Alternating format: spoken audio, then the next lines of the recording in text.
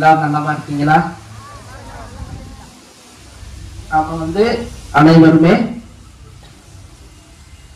நம்மளுடைய படிப்புகள், நம்மளுடைய கல்வி ஆற்றல், நம்மளுடைய உள்ளத்திலே இருக்கக்கூடிய குர்ஆன், ஒழுக்கமான கல்வி, இது அனைத்துமே நமக்கு அல்லாஹ் என்ன செய்யணும்? கொடுக்கணும்.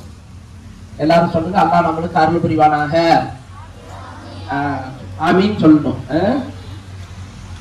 நம்ம அல்லாஹ் நம்ம சொல்லுவோம், மற்றவங்க என்ன சொல்லுவாங்க? நம்மளுடைய தொப்புள் கொடி உறவுகள், முஸ்லீம் அல்லாதவங்க கடவுள் சிவன், முருகன், இப்படி பல கடவுள்களை என்ன செய்வார்கள்? வேண்டுவாங்க.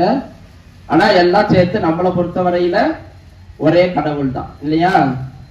எல்லாத்தையும் சேர்த்து நம்ம எல்லாத்தையும் ஒரே தான் கொண்டு வந்துருவோம்.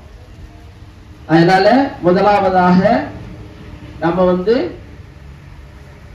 உங்களுக்கு தலைமை ஆசிரியராக இருக்கக்கூடிய, இந்த ஸ்கூலினுடைய தலைமை ஆசிரியராக இருக்கக்கூடிய மேடம் எனக்கு ரொம்ப பழக்கம். அவங்களுடைய பேச்சாற்றல், அவங்களுடைய அன்பான உபசரிப்பு, அவர்களுடைய அன்பான இனிப்பான வார்த்தைகள் அனைத்துமே உங்களை நல்ல விதமாக படிக்க தூண்டும் என்ற நம்பிக்கை அவர்களை பார்த்து நான் கற்றுக்கொண்டேன்.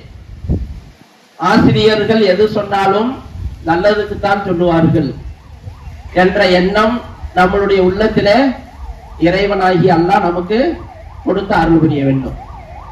என்றைக்கும் கல்வியினுடைய உள்ளத்தை திறக்கக்கூடியது முதலாவதாக கடவுள், அடுத்தபடியாக யாராக இருக்கும்? சொல்லுங்க, யாராக இருக்கும்? உஸ்தாதுமார்கள் சொல்லுவோம் நம்ம அரபில. ஒழுக்கமும் ஒன்றாக வேண்டும் அப்படிங்கிற ஆசையை வைங்க.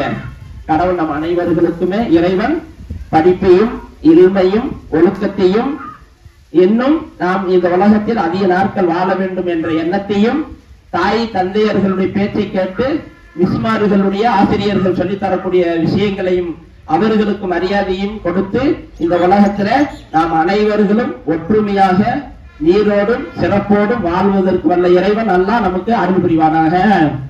ஆமீன் சொல்லுங்க. ஆமீன். சரி, விடைபெறுகிறேன். அஸ்ஸலாமு அலைக்கும் வரஹ்மத்துல்லாஹி தஆலா வபரகாத்துஹு. அலைஹிஸ்ஸலாம் சொல்லுங்க.